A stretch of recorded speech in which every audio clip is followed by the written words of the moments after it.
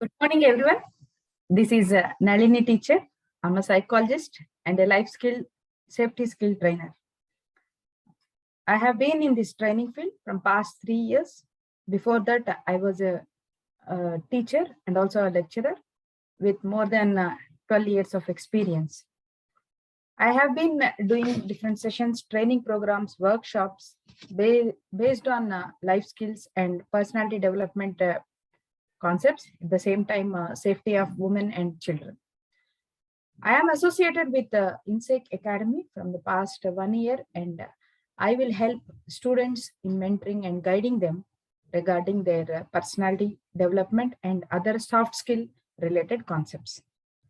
Today, we are going to discuss a few things about time and stress management.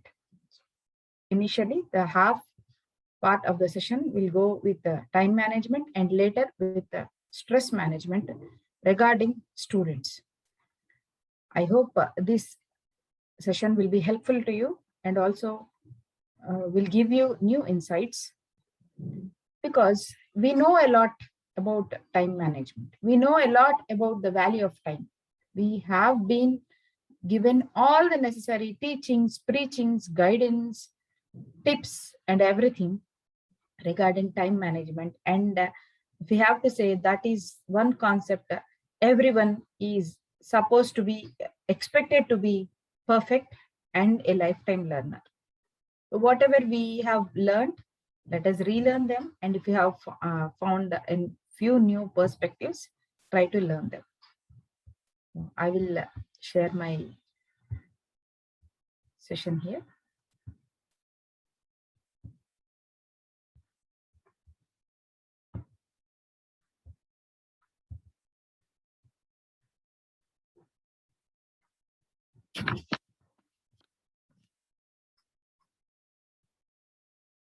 Hope this is visible to everyone. Can you please confirm? Yes, ma'am. Good to go. Time management and stress management. It looks like one is the cause and the other is the effect. It looks like one is object and the other is a shadow. So we have taken these two concepts together. I love these two quotes about the time management. The bad news is time flies, but the good news is you are a pilot. We are those people who cannot stop time traveling. I don't mean the time traveling. When I say time traveling, doesn't mean that I want you all to go to past or future or something. Time has the feature of traveling, going away, moving away. So it always moves. You cannot stop it. But yet you can be the pilot and give a direction for your time. So the common man is not concerned. If you don't have any particular goals or something, as a common man, you are no way concerned about how to pass time. How you don't have, you need not have any concern about time pass, because if you are really a man of talent, you will be driven by it. Because whatever the task you have, whatever the things you have to do, whatever your interest, whatever are your goals, your aims, your milestones, you have a lot to do, then the person, that kind of person will never bother about how should I pass this time. No, because always they are in short of time or they have many tasks to do when they see with respect to time. Let me first start with few mythbusters. Because whenever we say time management, one thing we should understand that it is never time management. It is self-management.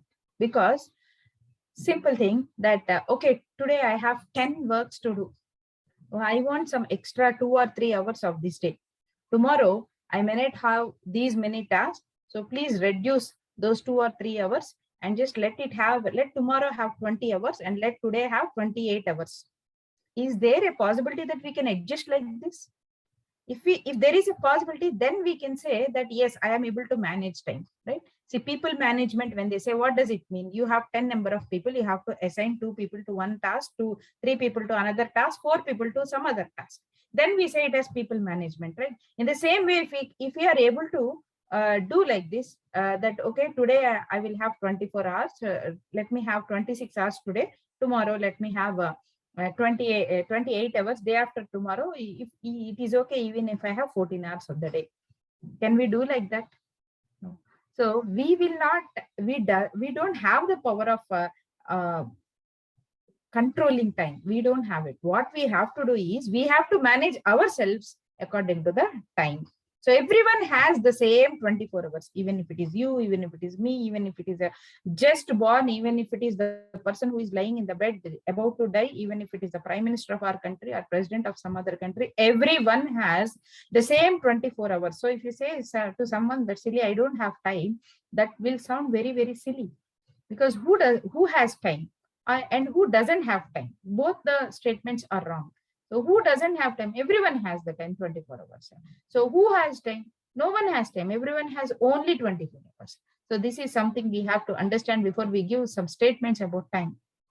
And one capital, you all may know that what is capital? It's like an investment.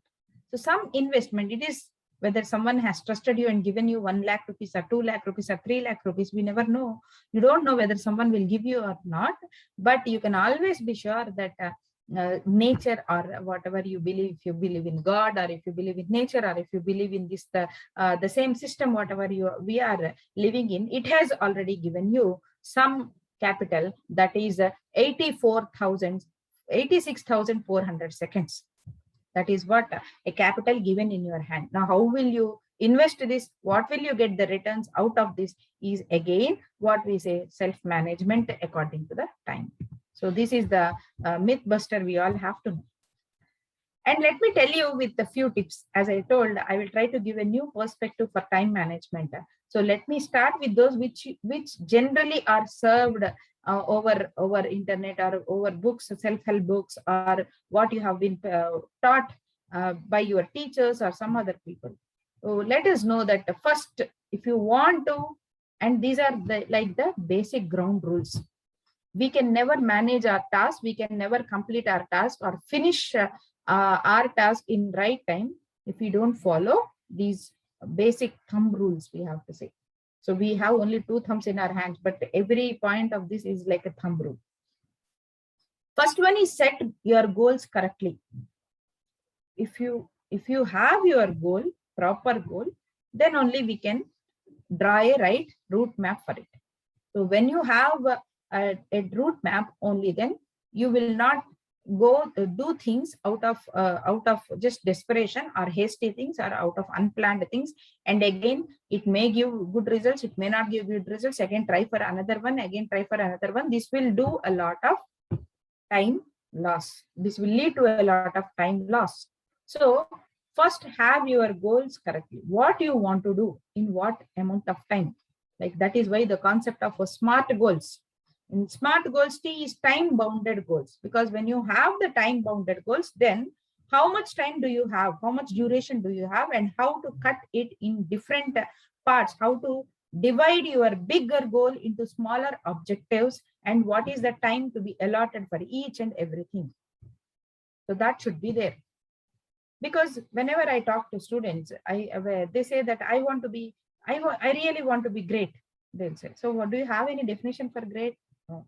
Okay, so give some name to that one, or give some role to that one. When I ask them, try to help them out like that, then they will say like, I want to be a manager somewhere. Okay, I want to be a team leader or something. Okay, great. But in what time? What time do you want to be a team leader? Or in what time do you want to own a car? In what time do you want to own a bungalow? There should be some time limit, because in the meantime, you should be able to look back and you should be able to measure that how far you have traveled and how far you have to travel at. Is the time that is left over, is it a surplus, or is it sufficient, or is it not enough? What is that happening with you? That we can understand only when the goals are set correctly. And next one is prioritize wisely. Prioritization is something very, very important, and the basic things, it's like the ABC of time management. We should be able to prioritize what is important to us now. Now, what is important again depends upon who are the people that are involved in it, point number one. Other things, what are the outcomes of that thing? And third one, what are the other alternatives? So there are several factors again which will help us to prioritize. So why wisdom is needed in that one. It's not like just like that I just got interest, so I'm going to do it because this is my priority. No, prioritization should be based upon the outcomes, effective outcomes. So prioritize according to that. Next, set a time limit. Whatever, if we have n number of tasks to be done in a day, set a time limit for each task. Because sometimes out of misplanning or out of some unexpected things, if time is extended for one task, we should realize that it is falling on the time bound of other tasks. If we keep on continuing like that, what happens is every individual task of the day gets disturbed. So we should know somewhere that if something has crossed its time limit, whether let us stop that work there and go with the next schedule and come and just be at least go and complete the other things, or we have to, or is it the same thing that is to be dragged till the day end? So that clarity we should have. So that clarity we will get when we can set a time limit for anything. Next, take breaks between the tasks. It is very, very, very important to take breaks between two or three different tasks, because it is very much particularly important even for students also. Because just to utilize their time a lot, just to make their time more effective, children plan their things like 8 to 9, 9 to 10, 10 to 11, 11 to 12, like that. So it is not correct. For every 45 minutes, you should plan a 10-minute break. Let it be by this logic applies even when you are studying also. When you are preparing for something also, always set a time limit of 45 minutes. So after 45 minutes, see that you take a break of 10 to 15 minutes where you take a biological break, drink some water, have some snack, or just relax your eyes, relax your muscles, something like that. We see a lot of software employees have developed a lot of spinal related problems, or D vitamin deficiency issues, or some other digestive related problems, acidity related things, because they don't know in the early years. Now there is good awareness. If someone has not got that awareness, it's better to spread this awareness to those people. But however, in the early years, we were new to this kind of working, and lot of people were not aware of about these things. So they suffered with different the kinds of disorders or diseases. Then later, as the awareness has spread, the people are knowing that they're just standing from their place, just moving, having a walk, a small walk, or at least have sit in the same chair, but yet move your legs and other things. So this break, when you take a break, you can use it either for physical break or for emotional break, or just have a coffee break, or just have something, just cool your mind, and just you are ready for the other things. If they don't do that, what happens is the stress of one work, or the outcomes of one thing, or the emotional things that are going on, or the confusion that is related to one work does get carried to the next work. It's just like if you're a science student, you will understand that how particles get disturbed in a medium because of some disturbance or energy. All the particles get disturbed one after the other. And our mind is also like that, and our tasks also get disturbed with the shadows of one disturbance onto the other. So taking a break will help for us to start with a new energy and with new goal. Next, organize yourself. Organizing is something very, very, very important. We see a lot of students or even working professionals trying to search something in the last minute. Isn't it so such a small thing that when we say, it looks like, who doesn't know this? But who doesn't know this? But tell me, how many of us will follow this? How many of us will follow? When we have to go out, when we are already like at the end point of our time schedule, then we will start searching something. Let it be a paper, let it be a proof or something, let it be an ID card, or the car keys. So setting your things, what are necessary for the next day, keeping them in visible places and ready to pick, ready to choose will save a lot of time, and also will save yourself in getting hurrying up at the last minute. So organizing is very important. Organizing the task is important. Organizing the things that are related to those tasks is also very, very important. Next one, remove non-essential tasks. Remove non-essential tasks. Now, who will decide what is a non-essential task? Talking to friends, chatting with friends is an essential talk, a very, very, very essential thing for a student or for a teenager, for a young thing, and it is the most non-essential thing for a parent. So can you convince, can any student convince his or her father that chatting with friends in the friends group is the most essential thing of the day? Can anyone convince? No one can do that, because they have their own things to support that, and you have your own things to support. But understand, whether you are a student or a professional or even a homemaker also, we should understand that what does come under non-essential things. The things that will give you zero outcome or a negative outcome, or an outcome that doesn't leave anything, any learning or any usefulness, any productivity. And if it has left you with just either negative hands or with empty hands, all those tasks are non-essential. All those tasks are non-essential. Now, is it giving you something or not? Understand, that is up to you. Right? So every self-judging is the best thing. Instead of discussing that this is good or this is bad, it's better that you are your better judges. So understand, think and analyze, and just come to a conclusion on your own. Then plan ahead. Plan ahead, because this is something very, very helpful thing. This is a very helpful thing, because when we plan ahead, what can be done in the next day? What are my tasks of tomorrow? What are my tasks of day after tomorrow?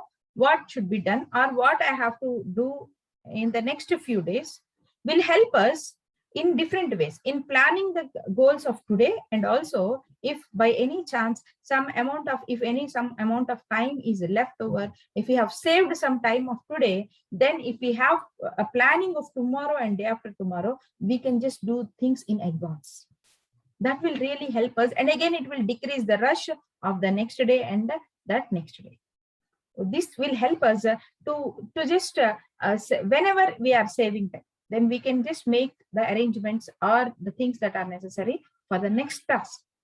So this will help us. Plan ahead will always help us. Planning ahead will also help in another way. Some know that what are the tasks that are to be done in the next coming days. If they are connected, then we can just save repeating the time. We can save repeating the actions that are to be done in the next task. So that is how planning ahead will help us. Now, what are the benefits of time management? First thing, it will not put you in stress. So that is biggest stress relief, because you are not run by time bounds. And when you save time, so saving time is earning time. When you can save time by not allocating time to non-essential things, you can earn more time. More time means more opportunities. Understand this. So if someone if a teenager is listening to this, they will think that, okay, I have saved a lot of time. Anyway, I have a lot of time. Okay, I will save a lot of time. What shall I do with this time? But understand that saving time will give a lot of, will open a lot of opportunities. For example, if you are a team member, you got a chance to lead something. You got a chance to take the responsibility of something. If you are already surrounded with a lot of tasks that you are not able to complete or achieve in time, then even though you know that is a good opportunity to display your teamwork capabilities or your project management capabilities or your leadership qualities, you will not be able to take it up. Because you are already rushing with your own deadlines, then how can you take up a new responsibility? So if you save time, you can take up new responsibilities. It's not just a task, then that opportunities may give you a platform to channelize or to display your skills and talent also, because very rarely we will get opportunities to display our skills and talent. then we should be able to, or we should be ready to grab those opportunities. Next, ability to realize goals. If you're just rushing in something which has been directed by some other person, you will just work for some other person. But if you take time, if you save time, if you take time, then you can just sit, think, and you can analyze that how is this useful for me? What can I learn from this? What are the things that I can do for my good, like what's a good growth? So we can realize our goals better. Next, implications for poor time management. How can we say that we are not good to be done first? What are the things to be done next? So what happens is we are just we are always busy. We are always running over deadlines. We are always trying to do things towards just their finishing rather than showing our excellence. So that's a bad quality. So that's a bad quality of work. And also, many times when we don't do a proper planning of time and other things, it even wastes time because we just want to complete the task, and it will, if that doesn't work, again whatever the time that is invested in it gets wasted.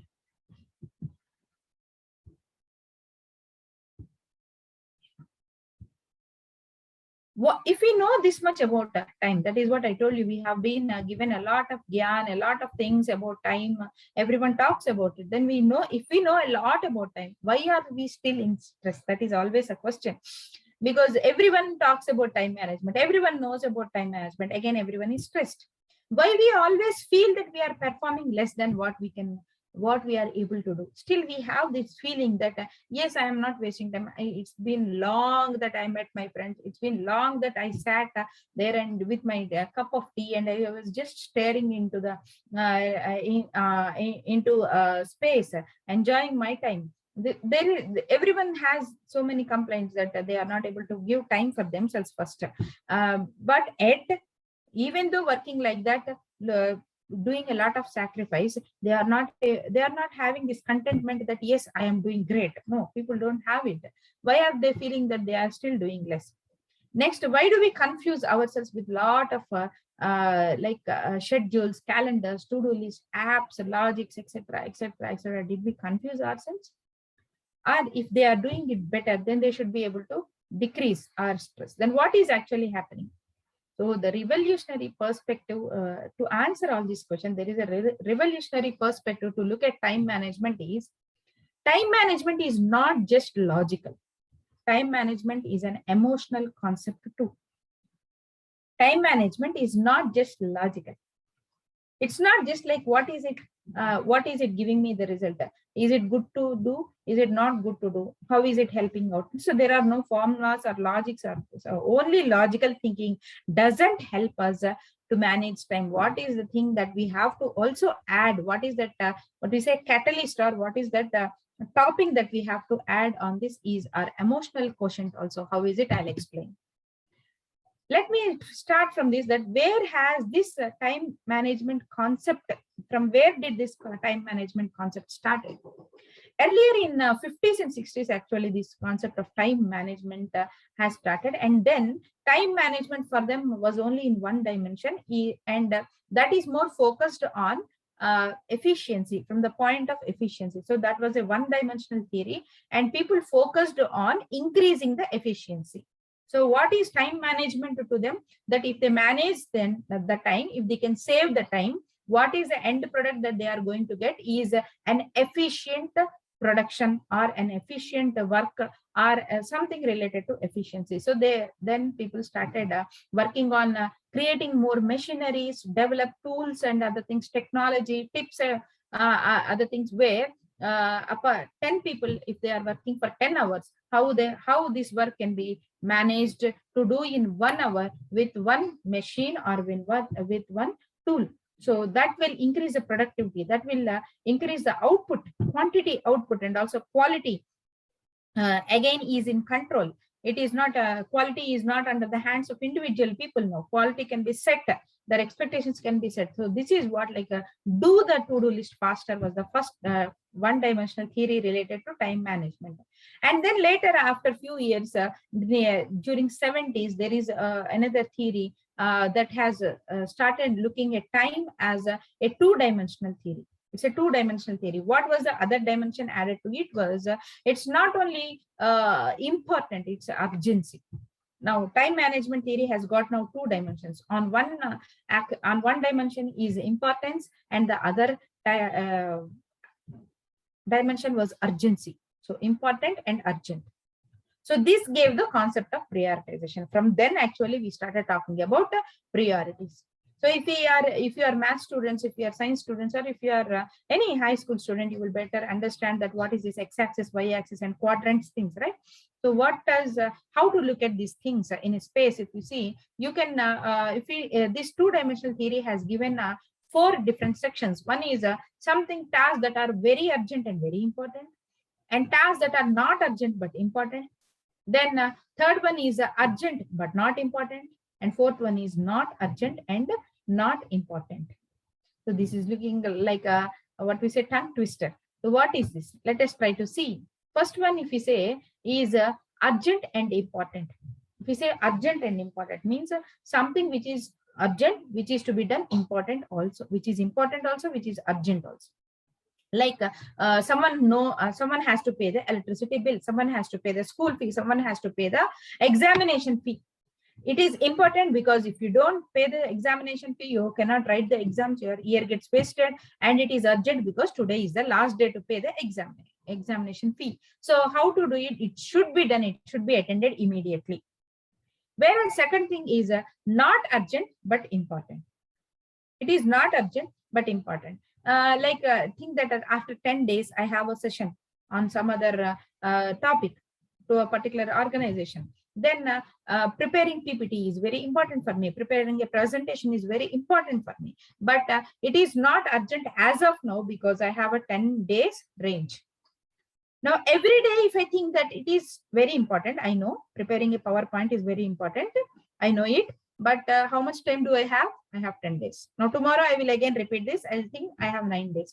Again, I'll think that I have 8 days, 7 days. So unless I start and do and complete my thing, time gets rolled on. And there will be again some point where it becomes an urgent and important, because if tomorrow is my session, then I should prepare my presentation today night, whatever it, however late it may be, however time it does it take, I have to make it, because that falls into the first quadrant of urgent and important.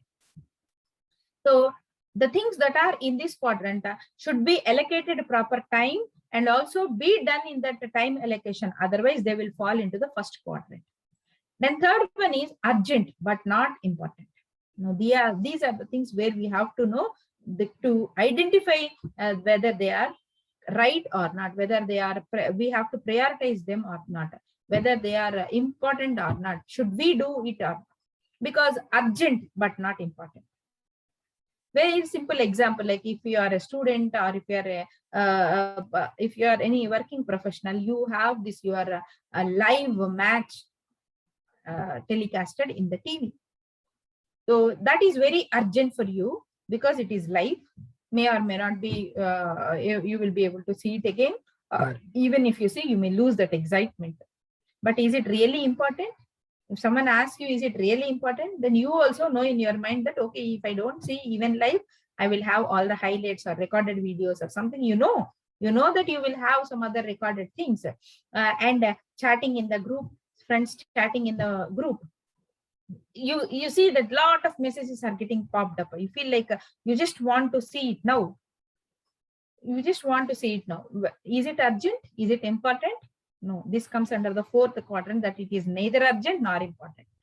Because even if you don't answer, it's a group chat, some other is going to anyway talk about it, the discussion is anyway going to happen. And is it urgent? No, because you will have the chat there only, it is not going to disappear. You can just read whenever you have a lot of time. So you need not get this anxiety that messages are getting popped up. They are seeing like 10 new messages, 12 new messages, 13 new messages. The more you see the number, the more you feel like opening it and watching it. So that falls under not urgent and not important. Gossiping with friends, or you see, like even for homemakers also, you see that like two people are sitting there and talking about what is happening in 507, what is happening in 203, what is happening in somewhere. So these are all not urgent, these are not important also, because that just kills your time. Now how to do when we know about these four quadrants? The things that are in very urgent and very important, it's like short time crisis. It's like if you don't attend them, they will create crisis. Like you are given the electricity bill amount, you are given the amount by your father, you have to go and pay it. If you don't pay it, if you don't go and address that one, what happens? It will lead to a crisis.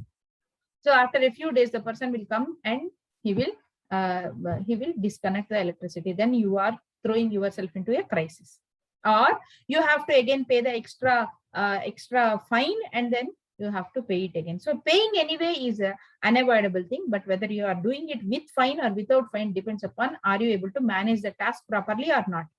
Next, second one is the focus, means the things that are not very, very urgent, but they need to be focused. You should allocate right time to that one.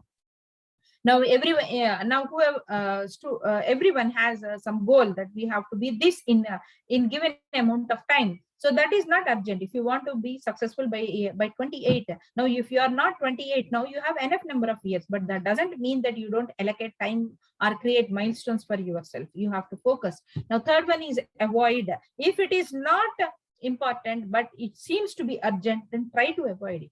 Try to avoid those tasks, and always limit the non-urgent and non-important tasks. See that how many can you delete and limit it. Please see all those tasks and avoid them. So next, the new theory now, as I told you, the revolutionary concept of time management has arrived when we started giving it an emotional quotient of significance. It's not just important. Have you realized the significance of doing a task? Then you will never feel that you have wasted time on it, or you are not allocating the time according to the expectations of whatever the priority list that you have made. What is this? The third dimension is significance. So if urgency says that how soon does a task matter, importance says that how much does a task matter? How much is it important? How much is important to watch a favorite movie? How much is it important to complete this Excel sheet assigned to me by my boss? How much is this important for me to schedule this meeting and give the meeting plan? How much? That tells importance. And how long does it matter is what the significance factor gives. Because if I am running out of time and I am doing something because I am running out of time, but yet I did not realize how important is it, I will just do it in my own way, and again it may lead to a time waste, because you may have to redo the work, you may have to replan the work, you may have to re-perform the work. So that whatever we have this feeling that we are wasting the time will decrease. It will also decrease our stress about time management if you can find the real significance behind everything that we do. So that is a new perspective. So when you are giving it the emotional perspective, you are not only just giving the time, saving the time, you are even multiplying the time. So you can multiply your time by giving yourself the emotional permission to spend time on things of today that will give you more time of tomorrow. What does it mean? Let me explain. Now we had in this quadrant that something which is there are things like you are not able to prioritize. You know that it is not important, but it looks like urgent. And sometimes some tasks you feel like it is not important, it is not urgent, but yet you are interested to do.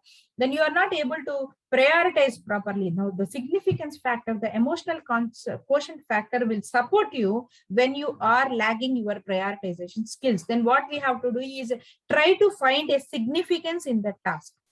Try to find a significance in the task. For example, every day think that you have a habit of spending some half an hour in talking to your group of friends. It's like every day you have a group call or group chat or something which you generally spend time for 30 minutes. It gets extended. Sometimes it goes to 30 to 45 minutes, or you four friends are meeting downstairs every day talking something about discussing something or discussing the good things of the day. Yes, it's a very good stress buster for you. It's a very good me time for you. Yes. But now you are introduced to a new task that why don't you learn some this language or this programming, or why don't you learn some this new skill every day. So what is the time left to you, that out of your schedule you are not able to allocate this time? Only if you can sacrifice this time that you are talking with your friends, only then you will be able to get into that particular skill training or enhancement training. We know that it is very easy for elders to say that, why do you waste your time talking to your friends? Why don't you put it here? It's very easy for a parent or for your guide or someone to tell that, your mentor to tell that, okay, don't waste time, just stop talking. But in your mind, you should give that emotional permission. You should be able to think, you should get convinced that, yes, why don't I put time, why don't I cut off this time and put the time in my learning new things? Because if I learn this, how will this help me in the future? How will this help me in the future? That is what we have to put a question to ourselves. If we get a convincing answer, if we are able to find a convincing reasoning for that one, we will not feel stressed, or we will not feel the form of fear of missing out something. We will not feel that we are not able to give time for ourselves. We will not feel that we are overburdening ourselves with lot of tasks. We will not feel that we are lot of these. We will not do all these things, because you will start enjoying the task what you are doing. So that emotional permission we should be able to give. Another very general example I will give you. As we give a lot of skill trainings, we see that we schedule the meetings in different odd times. Sometimes the meetings are for 1 hour, for 1.5 hours, somewhere in the evening. Then people who enroll into those training programs, but yet we see a gradual decrease over a period of time. When we ask them what is the reason, then they will say that this is the time that I allocate for my devotional purposes. The day I started, I am not able to do my meditation. I am not able to do my spiritual things for someone. I am not able to allocate time. I am not able to feed my baby, for someone says. I am not able to what we say, attend my children. Someone says that I am not able to go somewhere. I am just fixed in these meetings now. So many reasons we get. So how many days will be the training program? It will be hardly for 10 days or 15 days. But what happens is, people are not ready to miss these things even for 10 or 15 days, because they are not able to find the significance of this training versus the work they do every day. So if they can find the significance, that even if I don't play with someone for 10 days also, whatever the skill I am learning, how is it applicable for me in my future life? How will it enhance my personal life? How will it enhance my professional life? How will it accompany my growth? If they can understand this thing, then they will not feel bad about not being attending other things. So that is what we have to do. Then that will come to you as to a wonderful 4 Ds of time management. That is, first one is delete. First, if you find something which is not important, not urgent, delete the task. Delete the task. If you don't find the significance, delete it. Next one, delegate. If you find that something is important, something is to be done, something is to be done, and it has some good significance, but you may not allocate time to that one, then delegate it. Being a team member, being a leader, we should always be ready to delegate the task. Small or big things, out of which, if you know that if some other person also does that doesn't bring a big difference, let me concentrate on this one. Then people should not burden themselves with everything that they have to do, because they don't want to share the credit, or they don't want other people to involve in this one, or they feel that if I do, I know what is the outcome. If I allocate it to other person, I am not sure that how they will do. So again, I don't want to. So these are so many thoughts that happen in people. So don't do that. Delegate the work, because delegating the work will save some time for you. Next, third one, if it is the work that you only have to do, if it is the work that you found it is important, it has some urgency, it is some important, and there is significance, then do that work. Do it, just do it. Leave all the other things and do the task, and it may take sometimes only few minutes to do that one, but that will help you a lot. Simple thing, if you have to book flight tickets to your journey or to your visit or somewhere, how much time will it take to fly to book the tickets? It will take few minutes only. But if once you don't do, what happens? Your whole tour plan, your stay, everything will get disturbed. Everything, the whole schedule has to be cancelled, and again you have to plan the schedule to some other time, and again other tasks should be scheduled here. So there is a lot of mess up. But if you are having a travel plan of so and so something in few days, if it is needed, what is the first thing to do is to book your flight tickets, because only then you will be sure whether you are traveling or not. Then you again get so many other things that are to be done in continuation to that particular task. Next, fourth one is a defer. What do you mean by defer? You found something which is significant, it has to be done. You found something which is important, yes, it is to be done, but it is not urgent now itself to do. If it is not significant at all, anyway you will delete. If it is significant and it is not urgent, but it is important, then anyway you will delegate. But if you find something which is significant, which is important, but if it is not urgent, then we can give it a defer. Defer means what? Rescheduling it. So you are postponing the task or rescheduling the task to some other time because it is not very, very urgent. So that is called as when this is done repeatedly, then that is called as procrastination. If you are doing it for once, it is not procrastination, it is rescheduling. So that is why they say that procrastination is an art. Procrastination for a Purpose, that is a wonderful book written by Roy Vaden. So he only has brought this significance concept. So the credits of this three-dimensional theory of time management should definitely go to Roy Vaden. So in that book, he writes about this significance concept in the third dimension of time management. If you can get that book, take that book and read Procrastinate for a Purpose. So that says that if you have found the significance of it, you want to do it, but now because you are not able to allocate a time to it, and you also found that it is not very urgent to be done just now, but don't delete the task, don't leave the task, don't cancel the task. You allocate some other good time for that one. But allocating some good other time doesn't mean that you repeat it again and again. When a task, very simple thing, that people say that I asked few students that do you know what the importance of practicing so and so thing? They say that I know it is very important, I realize its importance, but yet they are not ready to do it. Then why are you not doing it? Because they have n number of reasons to say. Then we will say that if you know its significance, once you will reschedule, second time you will reschedule. But understand that if you are rescheduling a task again and again, it means that you did not find the significance of it. So what you have to do is try to find the significance of it. Means try to convince your brain, your heart that yes, this is important for me.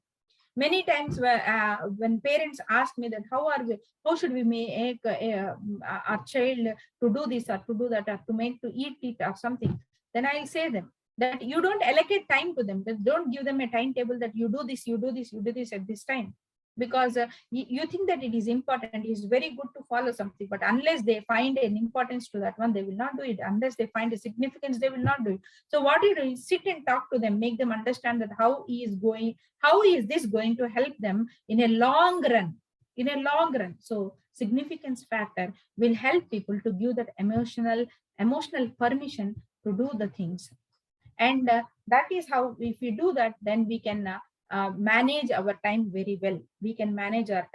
Now, the significance factor will help not only cognitive level, it also help in a emotional level.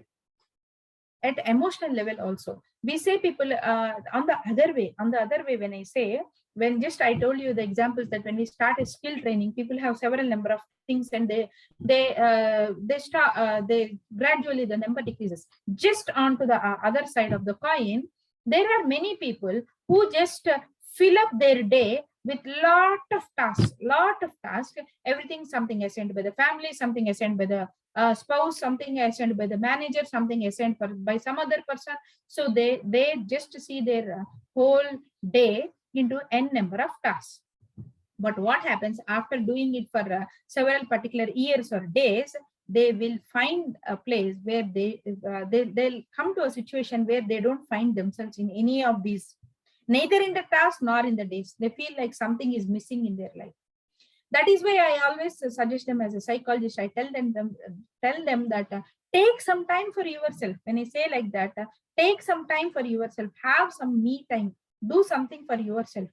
Take some time to relax, take some time to appreciate yourself, take some time to award yourself. I'll just ask them, when is the last time that you bought an ice cream for yourself? For yourself. It's like buying ice cream is not at all a big thing, but when was the last time that you bought an ice cream for yourself? You sat it, you were not looking at your mobile, you were not looking at your laptop, nothing. You just took an ice cream, and you are enjoying that ice cream only with yourself, not even with. You gifted yourself a chocolate. When there was the last time that you gifted something for yourself? So how many of us will do that one? Very less. When you are into a family, when you are a family man or family woman, then this becomes more difficult, because for a father or for a mother to do something, to buy something to eat for themselves, immediately they will have in their mind that, how can I eat without sharing it to my children? So they'll think that, how can I eat? How can I buy something? Better I buy this for some other person. Let me buy with this money. Let me buy something for my child. So let me surprise my child. Let me surprise my spouse. Let me buy it for my mother, etc., etc. They have all these options instead of what they have options for themselves. So I say that even if you have so many tasks to do, find one task that you are still doing because someone has assigned you. You did not find it anyway significant to you, only because it is urgent, only because it is important for someone you are doing it. Then find that one task in your whole to-do list and take that time, delete that work and give that me time in that capsule, I say them. So that is that will give you what it will give. What will this do is it will gift you yourself back. With this we will get a lot of positive power within us, and we will be able to push ourselves into the other task. Otherwise we'll burn out someday. We'll just feel that we are rushing up, and when we look back, nothing will be there for ourselves. So enjoy yourself, gift yourself, let have your me time. It's not like not parents, not friends, not children, not spouse, no one. It's only you and you and you. Whatever you want to do it. Whatever you want to do it in that me time. So that will psychologically help a lot. So when we say about significance, the significance factor is helpful in both the ways. Related to time management, significance factor will give you the emotional permission and help you in prioritizing when you are not able to decide something only on the basis of urgency and importance. The significance factor will help you in prioritizing your task, whereas coming to the emotional level, it will help you to gain you back. Okay, so that is what about the time management. Hope that new perspective has helped you in understanding or looking at the time management in a new perspective. So time management and stress management are like best friends. When you want to manage your time so much, then this comes, stress also comes. Like I am also here. So how do you manage? Let me see. I am here. So it will start showing that stress factor. You have to want to do this also, want to do that also, want to do this also. And stress again has a bunch of friends. Stress again is not a one good friend of a time. It is a good friend of so many other things. So whatever you try to do, stress appears. So it's like that an uninvited guest for every function that happens. But we have in our families also, like someone comes, whether you call them or whether you invite them, whether you don't invite them, the list has to start with them and they will be there. So like the stress is also something like an uninvited compulsory existing guest. So let us see now. There are so many things regarding stress. Again, there's reasons for stress, the causes for stress, the coping mechanisms of stress do differ from age to age, place to place, industry to industry, role to role, everywhere, from gender to gender. Also, these things to change. So let us confine our session today only regarding stress management for students. So let me start with the first myth buster. I have given a myth buster for time management. Let me also give a myth buster to stress management. That first thing, that you can never delete stress. You can never say that I am a stress-free person. No, that's a meta state. If you are thinking that you are a stress-free person, that doesn't happen. Stress exists, whether you want it, whether you don't want it. Also, stress does exist. It's like by default, it is there. But how do you manage is what make you wise, intellectual, or capable, or eligible, or a good person, or a skilled person, etc., etc. Is all about managing the stress. No one can remove the stress. If someone is leading a very stress-free life, it means that they are leading a zero purpose life. They have not set any goals. They didn't find any purpose in doing anything. They don't have any goals.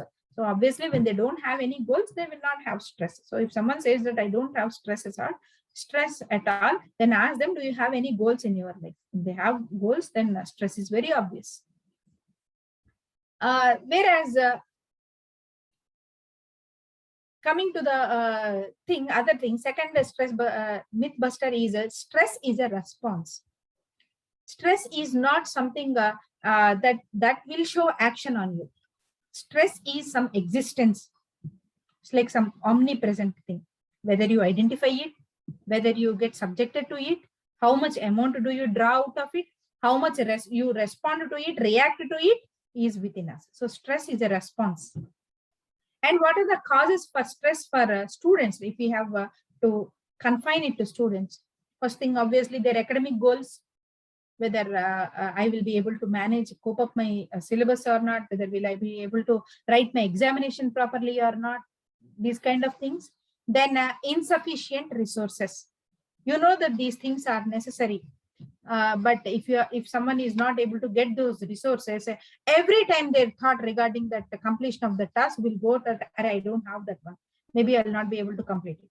What if, how can I complete it if I don't have this thing? Nowadays, if you see in COVID situations, a lot of people found that their education cannot complete if they don't have a laptop or something. So as an NGO volunteer, I have witnessed lots and lots of requests coming from students asking for a laptop.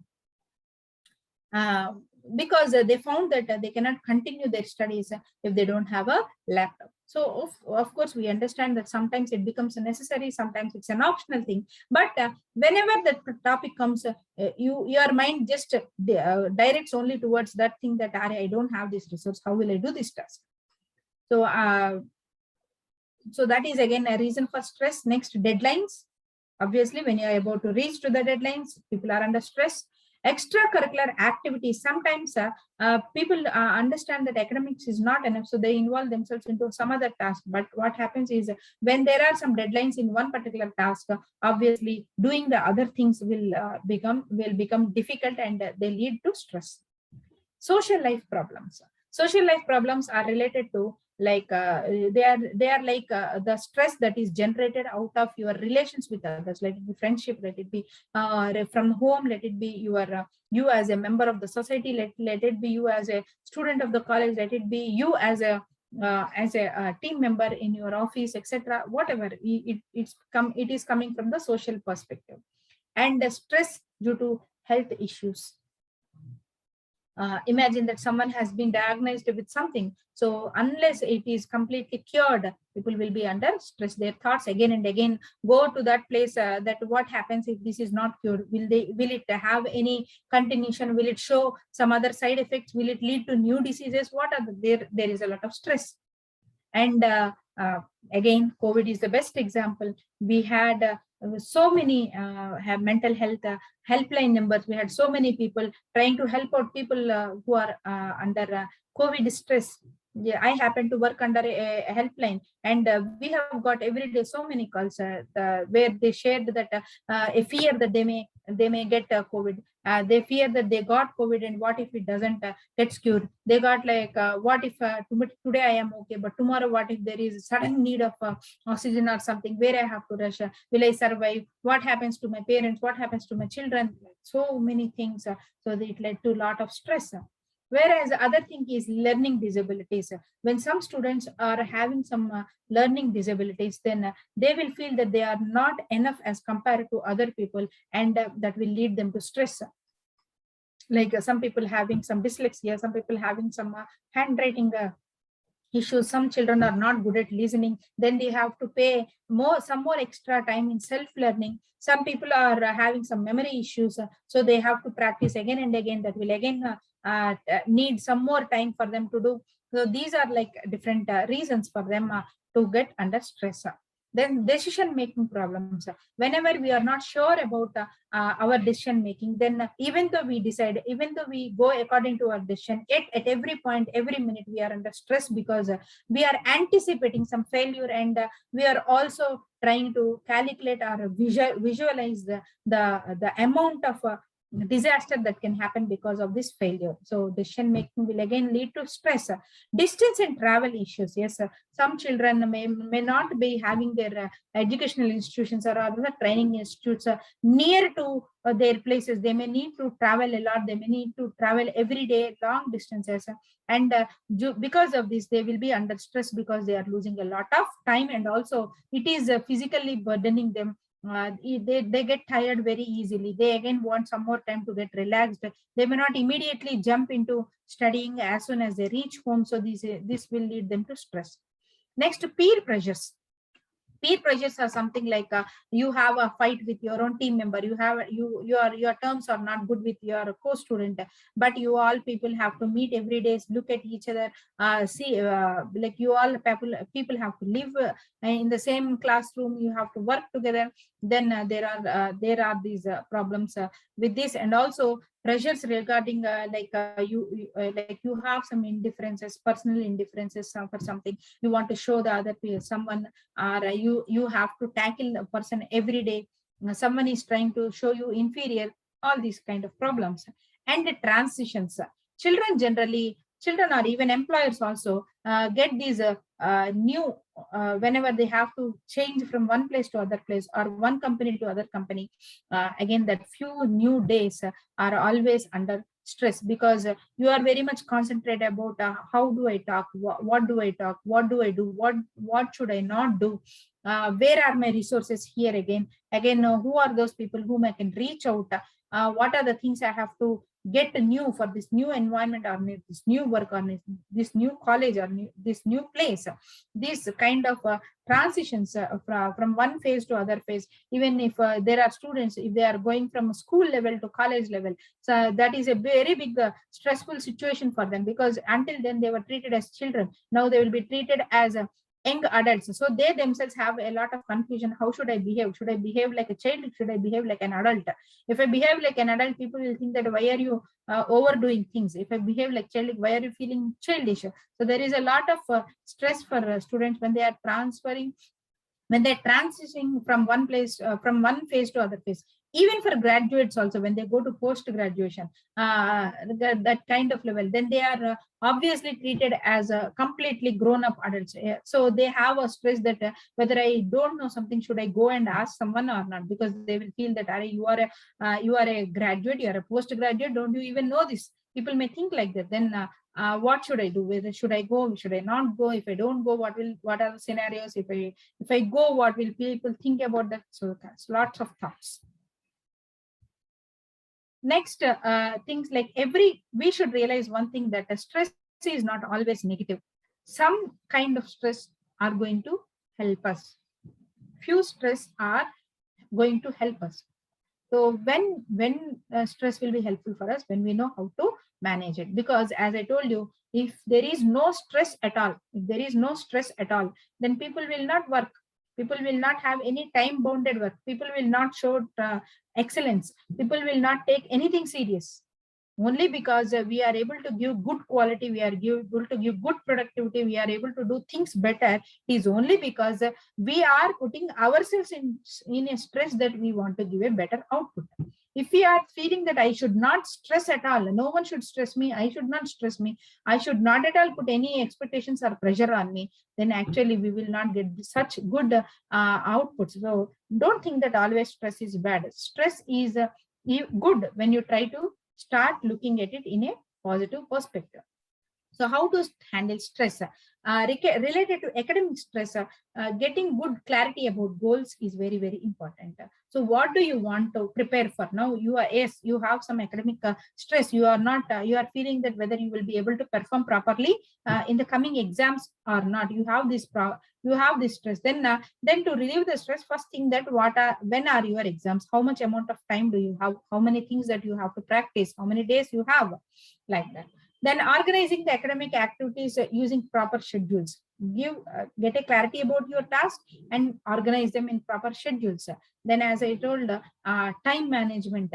Don't waste, delete all those things that are non-essential, non-important, and no urgency, no significance. Delete all those tasks, then you will save some time and you can put it for yourself. Then take the help of seniors, academicians, student counselors, parents. It is always good and preferable and suggestible thing and a very nice thing if you want to reach to some other person for a guidance or help. This is something which is missing in nowadays, because we people having a lot of sources either by through books or through virtual things and everything. People are whenever they have a problem, they will immediately try to find something, an answer in the Google rather than the person who is beside them.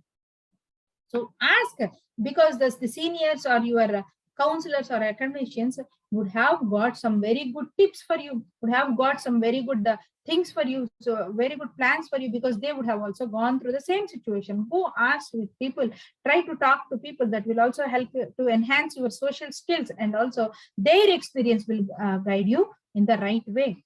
And find suitable, smart, useful technical support systems. This is very, very, very important.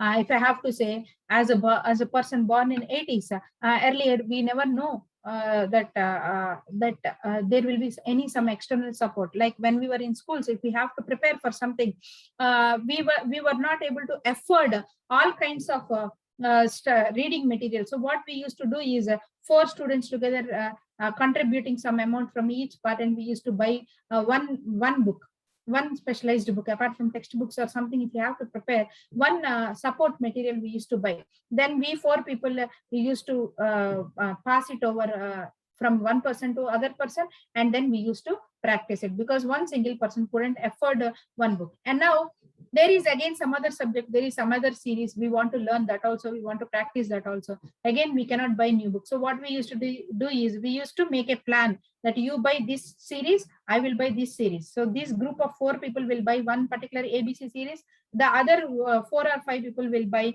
another particular XYZ series. So they will complete their practice, we will complete our practice, and we used to exchange.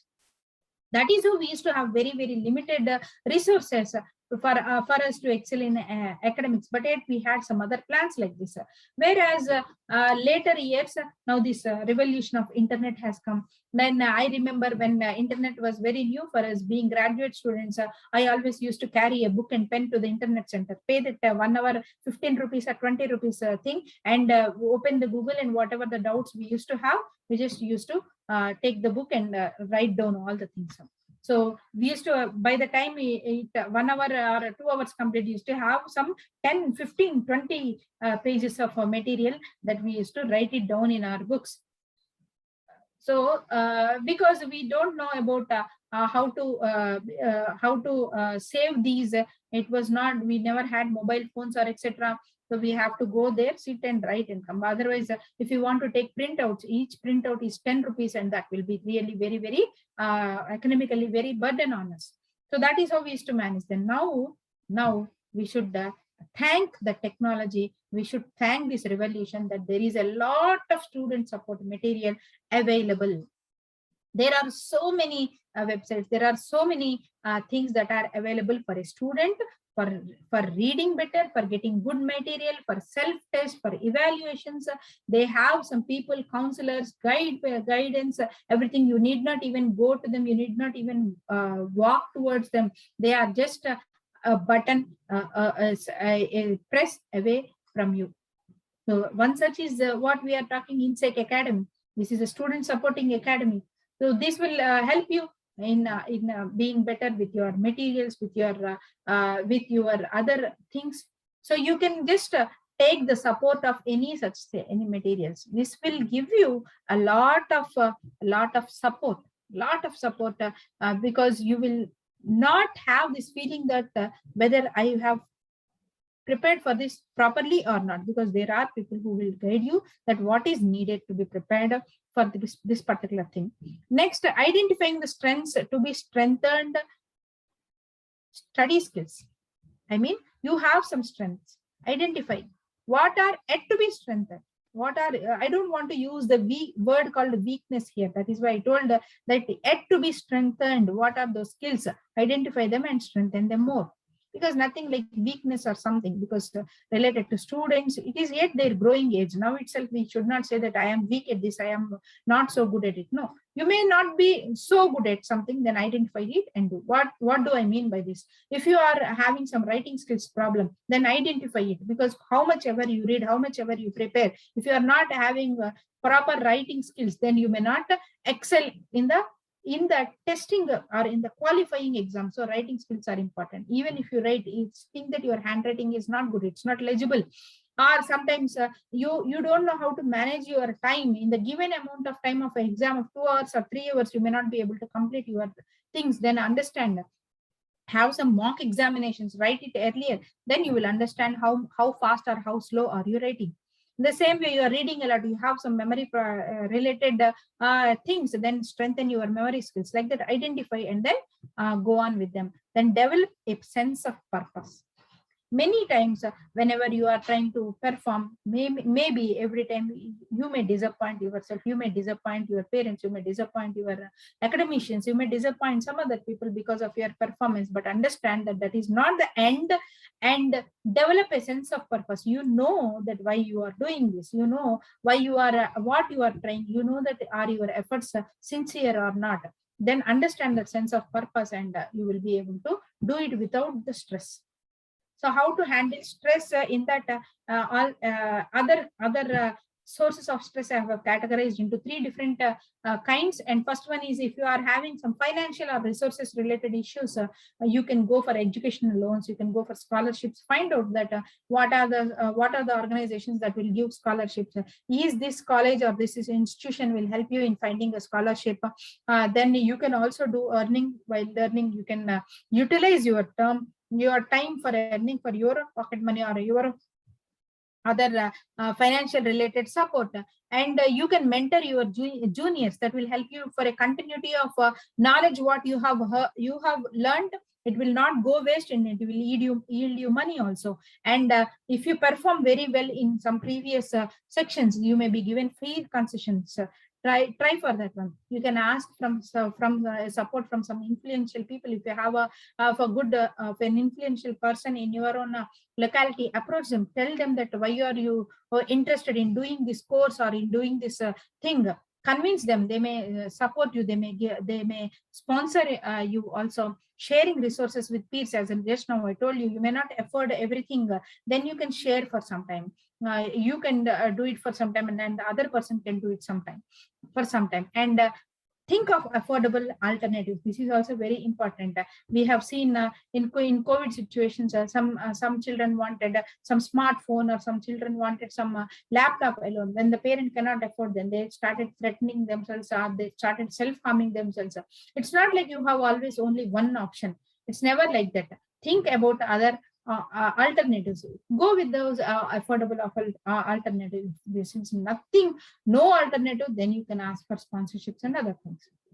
Now, if you are if you have some mental stress, then how to handle stress is a positive attitude is the only way to handle mental stress. Be patient, have hope, be optimistic about the future, because this moment will always go. Whether it is good, it will go. Whether it is bad, it will go. Even if you are felicitated by the President of India today, that will be only the task of today. Tomorrow again you have to, that will be the same day. Every day the president will not call because I have called yesterday, come on today also. No. So even if you have seen the worst day that you have crashed your computer, you have you have fallen somewhere, you got some what we say, hurts, anything has happened. But again, that is today only. Now tomorrow your wounds will not go, but your healing will start. Because tomorrow is not the day of getting hurt. From tomorrow, it is the day of healing. So definitely this is the way, the positive way to look at the things. Be optimistic and be resilient. So be resilient. If you are having a lot of problems, thank God that He is driving you towards wisdom. As always say that someone wanted to be wise, they did pray for God for 100 years, and the God appeared and said that what do you want to become? He asked like, I want to be the wisest person, I want to be the wise person of this world. Then what he did is he has put his hand in his bag and he just gave something into the hands of the disciple, and when he opened it and he saw, it was like a handful of problems. So God said that I gave you a handful of problems, now you solve all these, you become wise. That is what God did. So this is a very short story that will tell you that the more problems you face, the wiser you become. So think that this is something you are that an opportunity. If you don't believe in God, it's okay. So you can just think that this is an opportunity for your cognitive levels to explore, your cognitive levels, your cognizance to multiply. It's like your logical thinking is flourishing, your reasoning thinking is flourishing, your critical thinking is flourishing. So that is how you can be resilient. Also be flexible. If there are things that you have to adjust for something, you have to change your mindset, you have to change your place, work, or any other thing, you have to change your plans. Don't be too much stubborn that this is what I want. If I'm changing, it means like I am losing something. No, you should be ready with open-mindedness, be flexible, be emotionally intelligent. Again, being anger, throwing some things, talking bad words, yelling on some other people, crying, shouting, or trying to text immediately on your social media about all your emotion, falling into the kind of words that you want to tell. All these are responses to you, to the situation. So take some time, whether you need you need to respond to it, you need to react to it or not. If you want to react it also, what is the best way to react? So take the time, think, and then react, then respond. That is what we call it as emotional intelligence. Emotional intelligence doesn't mean that you don't ever get angry, you don't ever get irritated, you don't ever get disturbed, you will never have a sad feeling. Emotional intelligence doesn't mean that you become insensitive. Emotional intelligence means that you are understanding your emotions, you are judging whether that emotion is right for the right time or not. That is what we mean as emotional intelligence.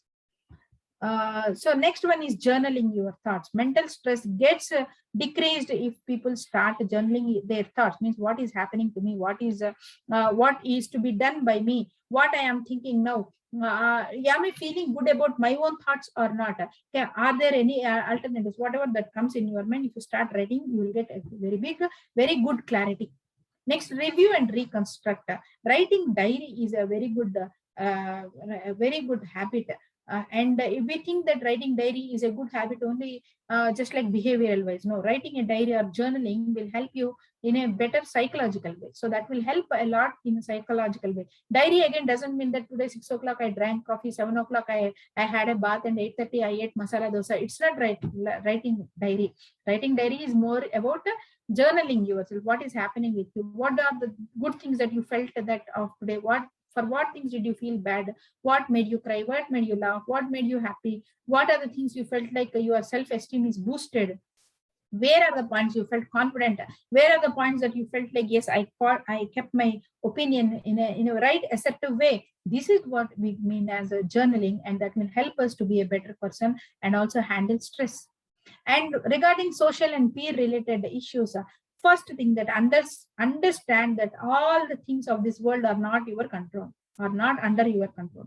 Understand what is the locus of your control. What are the things that you can control? What are the things that you cannot control? Groups of people fighting for their for their hero, or for their inspiration, or for their group leader, or for their some other person, or for some XYZ. Understand that what are you fighting for and whom are you fighting for.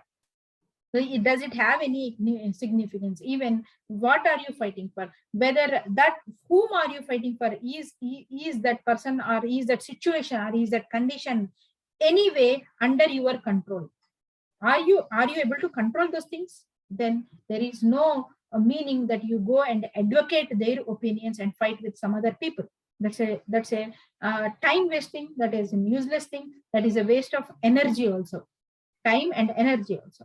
So only try to advocate or persuade or negotiate the things about those things which are under your control.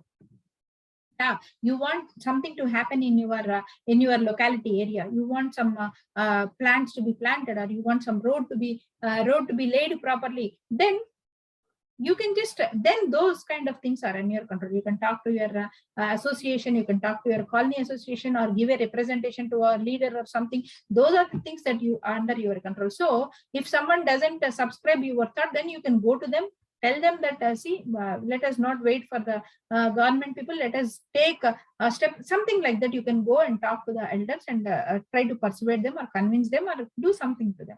So only talk or discuss or debate or try to convince only for the things that are under your control.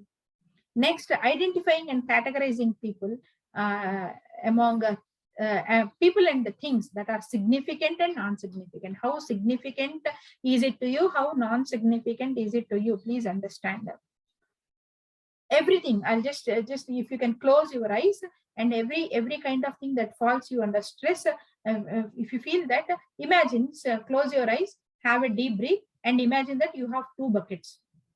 You have two buckets around you. Now, whatever you feel like a problem or giving you, it is a stress. Now, understand in which bucket are you throwing in that one. One bucket is like how is that thing, do you have any control on them or not? Are they very close to you? Will that emotions, will your emotions disturb them, and will their emotions disturb you? Are they significant to you, and you should be significant to them? It's like vice versa. Only then put them in the green bucket and take up that thing, try to solve that thing. In any case, if any one of these is missing also, put that in a red bucket and leave it and send it away. If we try to do 90% of our problems, we try to see them in a lighter note, and we don't even take up in our heads. Right. Next one is keeping expectations low on people and any external factors. Always try to keep your expectations low. It's because yesterday I gave them a lift, so today you should not expect them waiting for you while leaving home. Don't have any expectations on people. It's not neither friends or on people or anywhere. Whatever you can do to your best, do that one.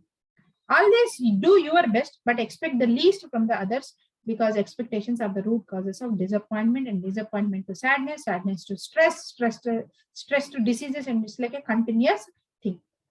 And choose only those which have a purpose. So even for social things also, someone is asking you for support, someone is asking them to join with you, someone is asking you like, come on, you also do this thing I am doing, you are also doing, I did, you forward this, etc., etc. Do only that when you feel there is a purpose in doing this. Very recently, someone asked me like, let us promote this person for the Padma Shri, because government has given them like, okay, you can have suggestions from the common people also. So they thought that one person is really great, and they like, come on, let us support him, let him get Padma Shri. Now, when people push like that, you should take some time and think that whether is it important for me or not. Because if you want to be part of a system, if you enter into that, now what is your next task? You have to again get 10 or 100 more people who will again sign that petition, so that promoting. Now I should take time and some space to think that whether should I really promote this person? Is that person that eligible? Do I really think that that person is that level eligible? Not because my friend is asking me to do, let me not do only for him. Whether I should get into this process or not, I should take some time. Is it something purposeful? Will anything change because I am subscribing to that the same thought or not? All these things we have to take time and think. Only then we will be not under stress. Now, physical health is very, very important thing. People think that stress is only a mental thing. So once we are very good about all the things, then we will think about our physical health. No, physical health also will lead to a lot of stress. And understand, there is a concept called body syndrome in psychology.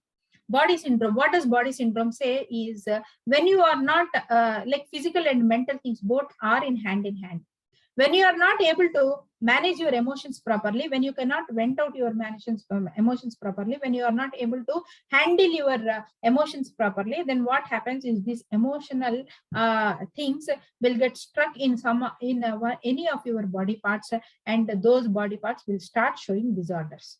So if you are having some pain in the head, it is like some emotion. You would have gone through stress, huge stress regarding one particular emotion. So that is why they say that you should be mentally healthy, you should be physically healthy. Mentally healthy alone will not lead to physical health. Physical health alone will not lead to mental health. Both are in hand. So to avoid physical health related stress, do exercise, have adequate sleep, and meditation, yoga is something which we have a biggest boon for us, but yet we think that this is only for people who are reaching to their 40s or late 30s. Meditation is, or yoga is for those people who are reaching their late 30s, and it is only gym and getting muscles for the youngsters. It's never like that. The meditation is related to every and any age group. That will bring your things to calm down, because brain also needs some time and some space where it gets charging. It should get the charging, because from morning it gets discharged, then you should give charging to that also. So that is like whenever you get so many calls, even our mobile will keep it in airplane mode and we will keep it aside. In the same way, meditation is like you keep your brain in the airplane mode and give some rest to it. Then drink enough water. That is very, very important. And healthy food, have healthy food. Clean and tidy maintenance is something we have to tell for every youngsters, because that is the sign of their age. Teenagers, students generally don't give a lot of importance to their tidiness. There are so many people who don't even bath once in a day. That is not right, because again, it is health. Once we are physically health, only then we can concentrate on other things. So suchi is also very important. It's not only the way to do, it's also the environment, very, very important. And stay away and every harmful substances. Don't get into any of these things like smoking, alcoholism, substance abuse, anything, because it is very, very important now, because that is being fantasized by many means nowadays, through media, through other sources, through movies or through other things. It is shown to the youngsters that it is a men-like thing, or it is a fantasy thing. It's like being the bro in the room, in the thing, like who is the bro in this room? It's like me. So how do you show it? Like you do something, you drink, you smoke, or you do something to something which is out of the way, and like you are seen as the pro person in the room. No, these are all wrong, are improper and useless inclinations and perceptions given. So no one is young only on the standards of how much do they abuse themselves. It's never a standard at all. And go for checkups and medication. Why I have written this? Because generally youngsters are thought to be, by default they are thought to be active, healthy and other things. So when some people even find some problem within them, they think that in this age why I will get all this things. So they will keep on postponing these things. They try to ignore those things, and that may lead to a long lasting problem. So don't do that. Please go for the regular checkups, and if you need some assistance, please do that one. And coping mechanisms, other coping mechanisms, we have to say that is just go for a music and art, or any art therapy. Any art therapy will help you to relax. Don't think that you should be a very good artist to draw something. Don't think that you should be Picasso to paint. Don't think that you should be Lata Mangeshkar to sing. You don't think that you should be Michael Jackson to dance. Understand that all these art forms are there for our emotional outburst or coping mechanisms. Expectations to be perfect or expectations to be the most talented person regarding that is not at all right. You do it in your own way. You do it in your own way. Even if you not, if you may not sing in the right shruti and scale and other things are not okay, you sing for yourself. You sing because you want to sing that song. So you dance because you want to give a move to your body. Don't think that if you dance, then people will start laughing, or you may not be good. You may be seen as a bad dancer, etc. It's not about talent. Understand? Showing talent is different thing. Yes, people who are highly talented in singing, in art and dance or any other form, of course, they have their own way. They can even build their careers. They can show their talent. They can show excel in that one. They have several number of platforms to exhibit, excel, and promote their talent. So that category is completely different, but it doesn't mean that only people who are having that category only have to practice these things. It's not like that. Try to draw a horse. Even if that looks like a dog today, tomorrow it may look something better, and day after tomorrow it may look something better. Maybe after a year also, if you draw a dog, if you draw a horse and it yet comes like a dog, even then it is a very good stress management technique, because you laugh at your own designs. You will feel happy, you will feel relieved, and that is the way. These are all coping mechanisms, I say. And other thing is, as I told, meditation is very, very important for physical health and for mental health also. Spending time with family is again very, very important. After coming to a particular age, right from the teenage, people decrease their time with family and try to allocate very much minimum time to the family. Earlier anyway, they are more dependent on the family members, but later, as soon as they feel that they are independent, they decrease the time spending with family. But we should understand that spending time with family on a long run is a very good stress buster. Because as a psychologist, I can tell you, whenever some students face a lot of when they face a sudden failure, they don't know how to cope up with it. They get a lot of suicidal thoughts or self-harm thoughts, etc. But because they see that they are a separate entity from the family, they don't understand that their failure is not just their alone. It's a system of failure. It's a team failure. It may be for some other reason. They alone are not responsible. And they don't see that they will be encouraged or they'll be supported in these hard times from their family. If students are having this minimum time with their family, they may think that they are alone in these problems. But when the children having good family time, good time with grandparents, with the cousins, siblings, or other people, they will understand that there are a lot of other such kind of famous failure things, not only other outside, even there in their own family. That is very important. If they have spoken to their uncle or if they have spoken to their distant relative, they will give them the stories that how did they lost all the 8 subjects out of 10 that they had to appear. When students listen to these kind of stories, they will think that, okay, the same thing has happened to me, but now that person is in a very good position, that person is has got some good improvement, and now their now focus will shift from how to manage this failure and what to learn from this failure, rather than looking at this failure itself as the big elephant in the room.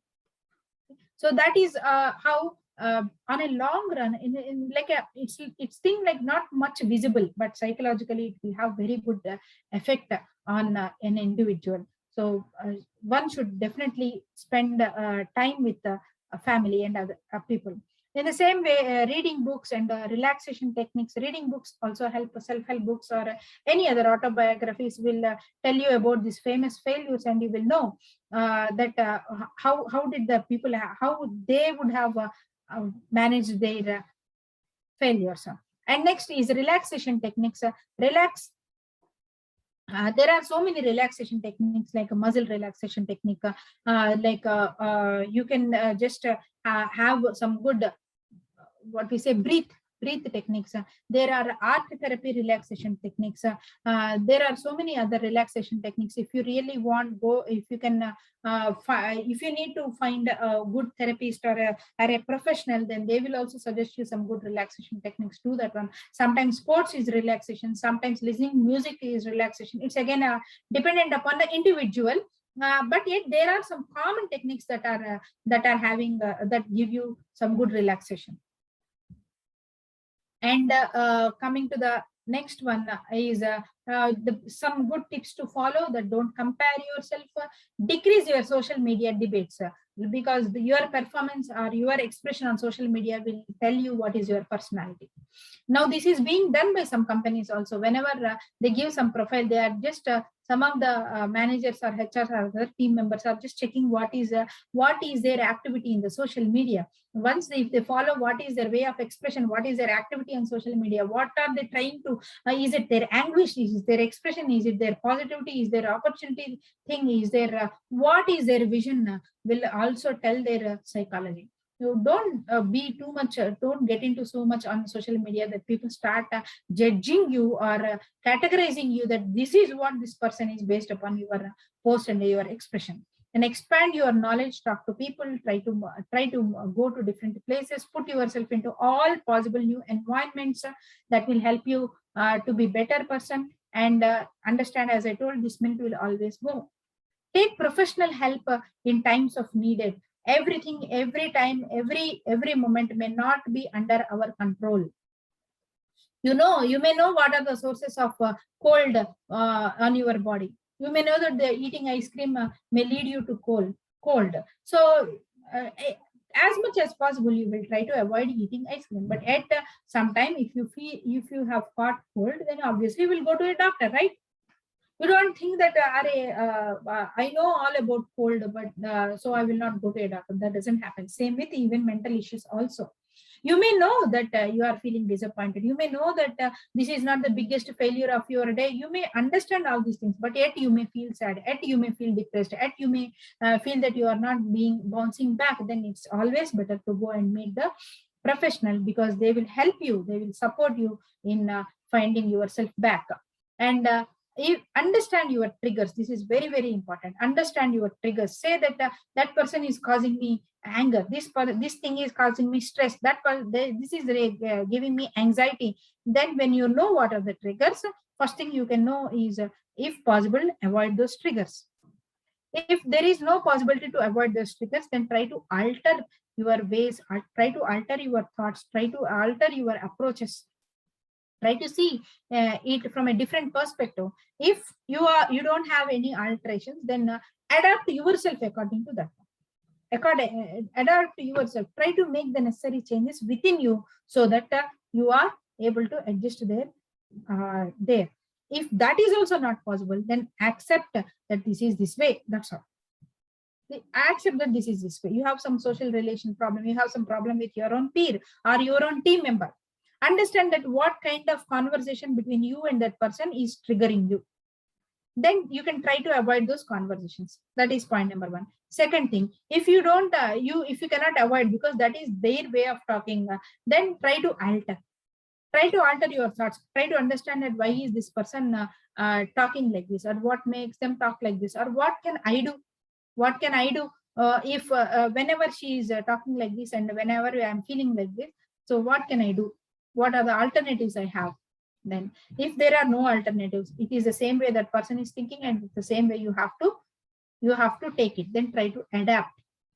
Try to focus on the things that you can make better or comfort those person, so that you can decrease the rift between, or the friction between you and the other person. If not, if that also doesn't happen, try to talk to them, try to convince them that I am feeling like this, are you okay with this or not? Try to talk. If that also is not happening, then finally accept, understand that they are person. Okay, when they come, they talk like this, they do like this, that is their way, leave it.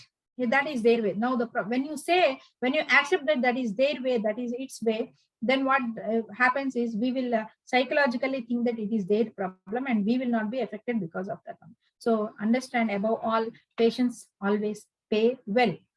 So patients never underpay you. when you accept with patience also, it is okay. It will anyway, one day they will be understood well. So this is what about stress management, and I will end up this with a story that once happened that there is a student who has faced a lot of failures and visited the teacher out of this disappointment.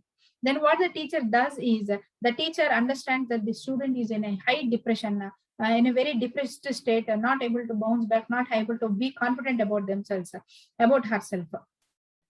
Then what the teacher does is the teacher asks the student to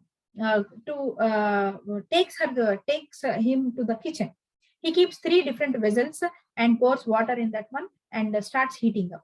The students get confused. Why did this teacher take me to kitchen instead of talking about my problems? Okay, but the student was waiting patiently, and he was seeing that what is the teacher doing. Then the teacher poured water in the water is boiling, and while the water is getting heated up, he placed 3 different things in the 3 different vessels.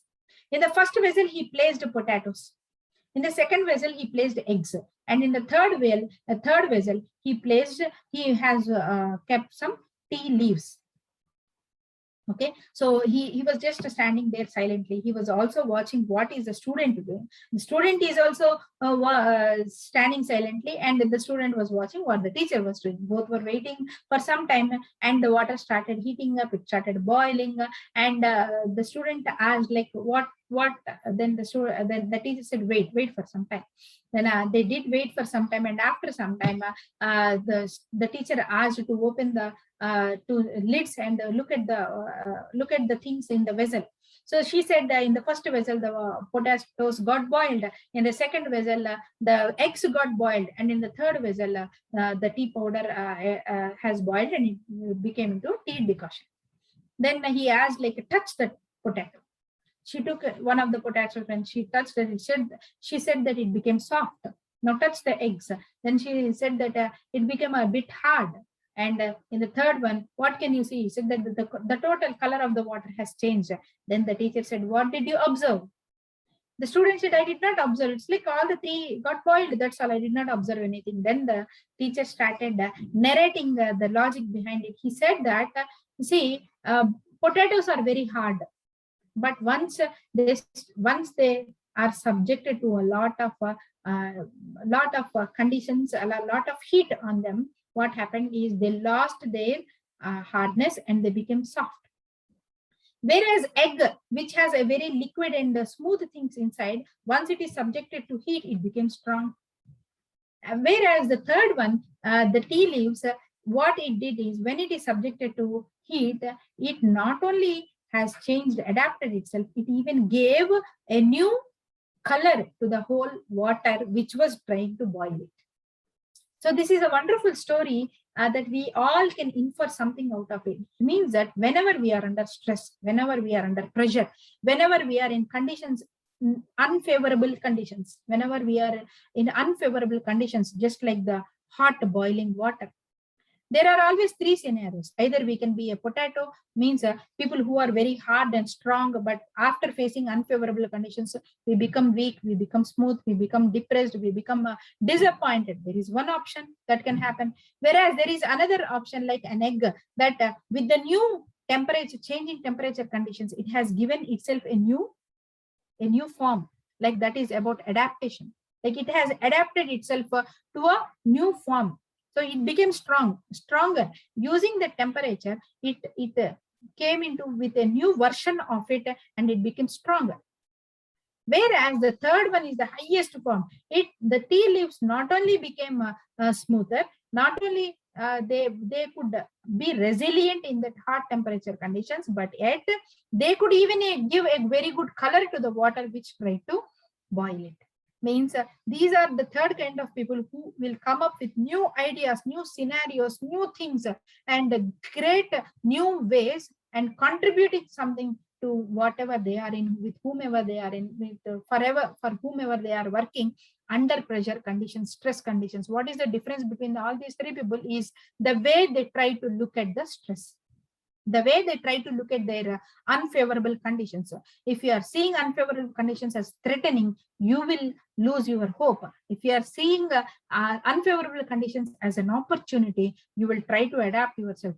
If you are trying to see unfavorable conditions as a blessing, with and along with an opportunity, as a very good chance, as a platform to excel yourself, you will try to show what is your USP. Actually, what is your point, what is your specialty, what is your unique quality, and that is how people will become better. So with this, I will end my session, and I hope these stress management and time management techniques are helpful for you, and I try to give you a different perspective. Thank you, everyone who joined this session, and thank you inSAKE Academy for arranging this. Thank you.